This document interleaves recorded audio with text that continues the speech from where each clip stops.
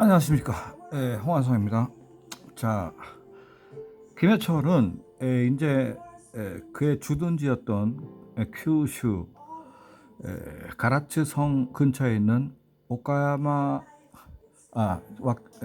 성 근처에 있는 그 우키다 히데이의 주둔지에서 오카야마 성으로 가게 됩니다. 자, 저는 신칸센을 타고 아주 쉽게 갔습니다. 오사카 쪽에서 내려갔는데 오사카에서 오카야마까지는 약 신칸센 40분, 거리 치면은 200km가 좀 넘을 겁니다. 그래서 신칸센을 타고 전 오카야마 성을 향해서 달렸습니다.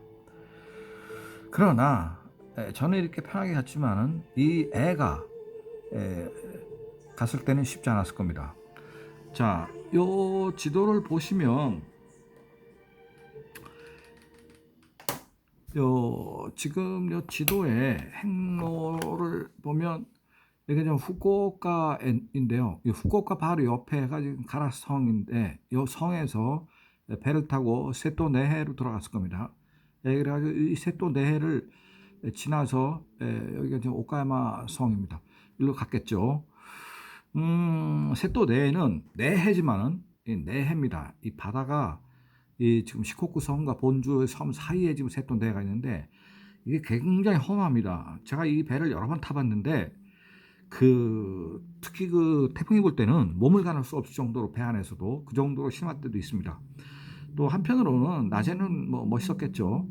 그래서 이 세토 내 바다를 지나가지고 갔는데 이 애기는 아마 이 배 밑창에서 실려서 갔을 겁니다. 이 포로기 때문에 여기 배 위에 있지 않고 배 밑창에서 아마 시간이 한 달 이상 걸렸을 겁니다. 지금 이 세토 내해 바다입니다. 이 바다를 지나는데 이게 보기엔 조금 해도 오래 걸려요. 지금도 부산에서 화물선을 떠나서 오사카까지 들어가는데 저 12시간이 걸리거든요. 자, 그래서 당시의 배 속도는 약 시속 12km.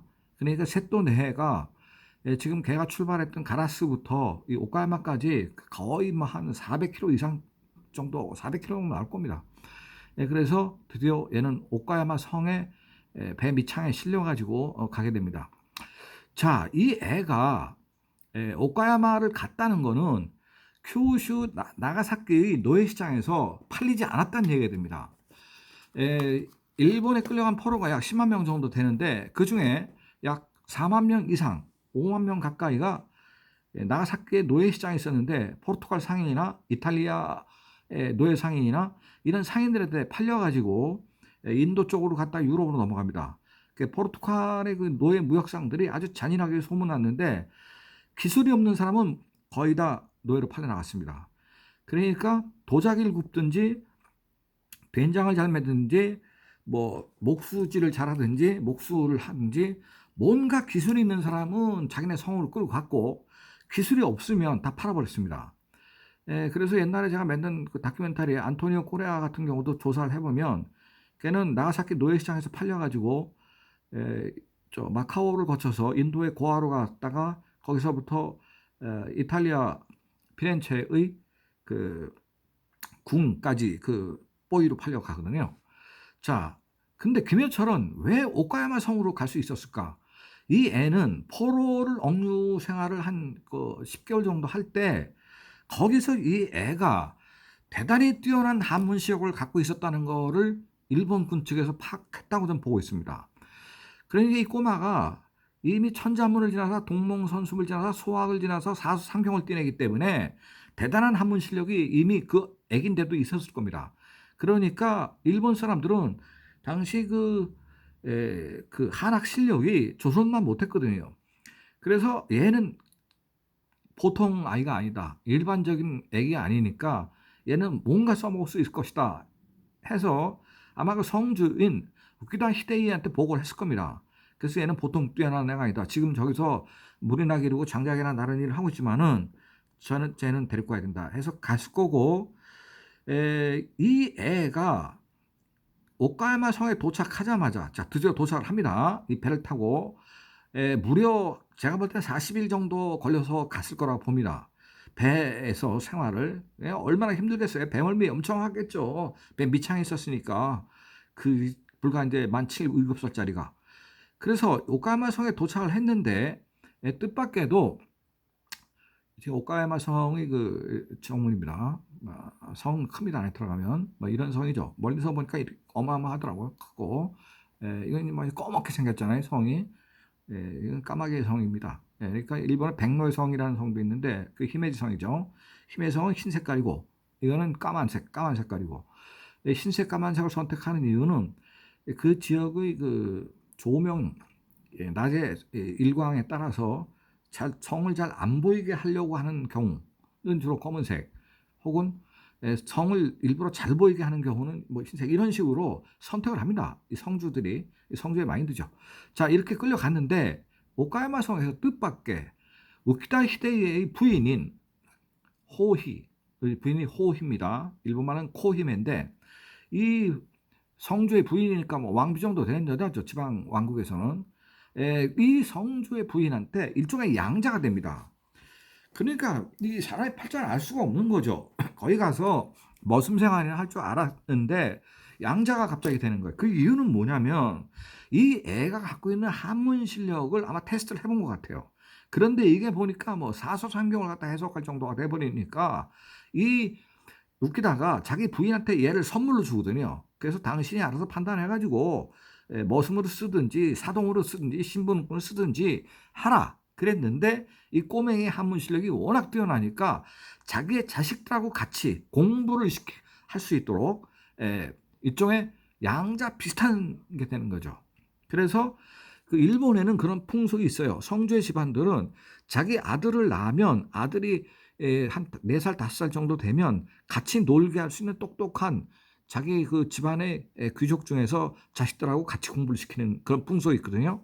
아마 그러한 그 공부를 같이 할 수 있는 그 일종의 러닝메이트로 얘를 썼을 가능성이 있고 얘의 학력이 워낙 출중하니까 실력이 출중하니까 얘를 귀여워했던 것 같아요. 자 그래서 일종의 양자가 돼가지고 이 호히메의 사랑을 많이 받습니다. 자 이 사진은 이 호히메는 일본에서 역사상 드라마가 많이 만들어진 여자입니다. 그만큼 아주 그 사연이 많은 여자예요. 그래서 이 여자 배우의 이름을 저 사진을 제가 일부러 쓴 겁니다. 자 그래서 호희의 사랑을 받으면서 얘가 컸는데 여기서 사고가 하나 생깁니다. 뭐냐면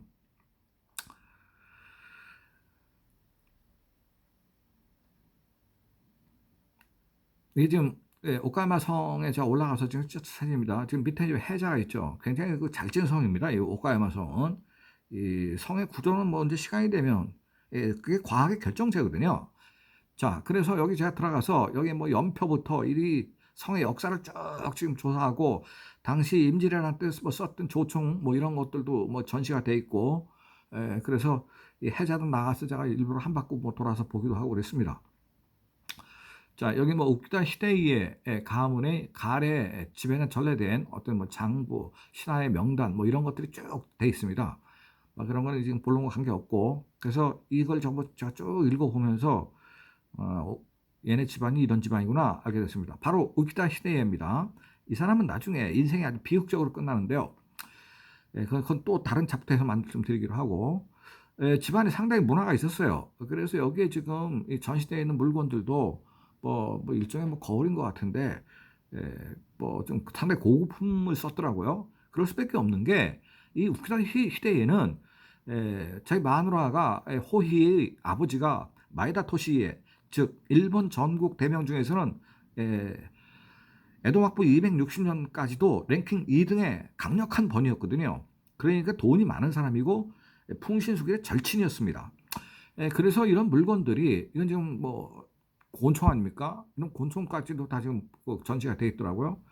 자, 그래서 나중에는 이 사람이 이제 성을 뺏기게 되는데, 자, 일단 우키다 히데이가 마이다 토시의 사이로서 지난번 시간에 준하고원이라는 벼슬을 했다 그랬죠.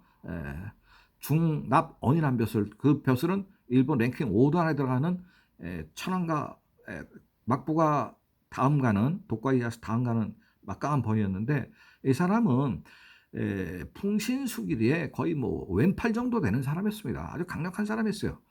자, 그때까지는 잘 나갔습니다. 이 사람이.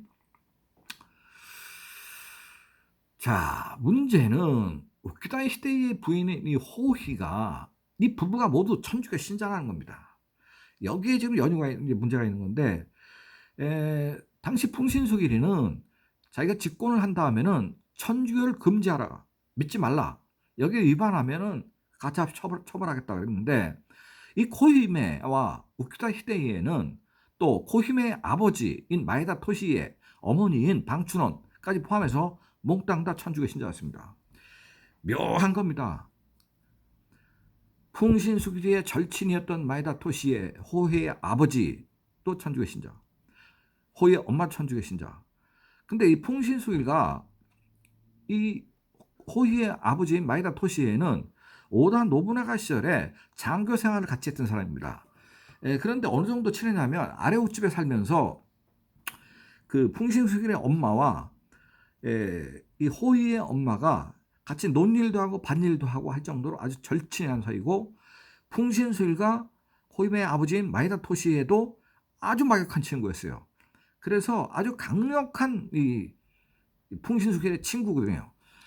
그런데 자기 친구뿐만 아니라 친구의 딸까지도 천주교를 믿는 거를 알고 있었어요, 대충은. 그런데 문제는 코히메가 자기만 천주교를 믿으면 되는데 자기가 믿는 천주교를 남편의 부하들, 사무라이들한테 너들도 천주교를 믿어라 라고 강요를 합니다. 강요를 하니까 그 부하들의 입장이 난처해지는 겁니다. 아니, 지금 풍신수길이는 천주교 믿지 말라고 지금 전부 다 금지하는 지시를 내렸는데 자기들한테 천주교를 믿으라고 강요를 하니까 이걸 투서를 해버렸습니다. 풍신수길이한테. 투서하니까 풍신수길이가 어떻게 할 수가 없다. 호희야, 내가 너의 양아버지다. 2살 때의 양녀가 되거든요. 풍신수길이. 그만큼 얘를 귀여워했어요. 얼마나 귀여워했냐면 내가 널 얼마나 아끼고 사랑하는지 아냐. 그리고 그 어렸을 때부터 얘를 봤기 때문에 그 무릎팍에 앉혀놓고 다독거리면서 그렇게 얘를 성장 과정을 봤으니까 내가 얼마나 너를 사랑하는데 네가 천주교 너 혼자 믿는 거는 그냥 내버려 두겠지만 왜 네 부하들한테까지도, 남편의 부하들한테도 그걸 강요를 하느냐. 이거는 널 봐줄 수가 없다. 너만 봐줄 수가 없다. 금지를 한 내 천하의 쇼군의 입장에서. 따라서 너는 원래 사형을 시켜야 되는데 어렸을 때부터 내가 너를 보고 봤기 때문에 그렇게는 내가 못하겠고 귀향을 가라. 귀향을 가는데 저 귀향을 멀리 보내면 막 500km 바깥에 섬으로 보내는데 그렇게는 할 수가 없고 네 친정에 가서 2달 동안 근신하라 라고 명령을 내립니다. 그래서 얘는 그때 하는 수 없이 천하의 실권자인 풍신수길의 명령에 따라서 자기의 친정집인 가나자와로 가게 됩니다. 자, 이 사진을 보시면 지금 이 호희의 사진이 그 성 안에 가니까 이게 전시가 돼 있어요. 제가 이거 2번째, 3번째, 4번째까지 와봤는데 그때 가니까 이 사진은 다 치워버렸는데 제가 갔을 때는 공교롭게도 이 천주교를 믿는 이 동영상이 거기 떠 있더라고요. 그래서 지금 여기 보면 지금 천주교 묵주를 갖다가 쥐고 있잖아요. 이게 아주 열렬한 신자였습니다. 자, 그래서 호히메는 자기 친정집인 가나자와 성으로 떠나게 되는데 그 김효철이가 이 성에 체제하고 있는 기간, 지금 이 본인은 약 1년 정도 체류했다고 지금 뭐 썼지만 제가 여러 가지 상황을 조사해 보면 그보다는 좀 시간이 길었고 한 2년 정도 되는 걸로 보고 있습니다. 그래서 이 7살짜리 포로는 아무 영문도 모르겠죠. 위에 뭐 정치가들이 결정을 하는 거니까 결국은 이 호희를 따라서 가나자 성으로 가게 됩니다. 이때부터 이제 이 애의 또 다른 인생이 기다리고 있습니다. 자, 가나자 성으로 가는 먼 길, 이거에 대해서는 다음 시간에 말씀드리겠습니다. 감사합니다.